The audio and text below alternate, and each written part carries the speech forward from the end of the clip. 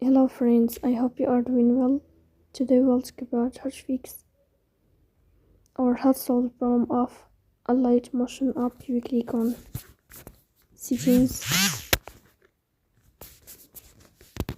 in this page. You click here on apps, default apps, app settings. In this page you search about Alight motion and you click here. In this page of app info, you will click on first stop and you will click OK. Here you will enter to storage. Then we click on clear cache. In the end, you will turn off your phone and you will wait a moment to restart your phone again to fix that problem. So please don't forget to support us.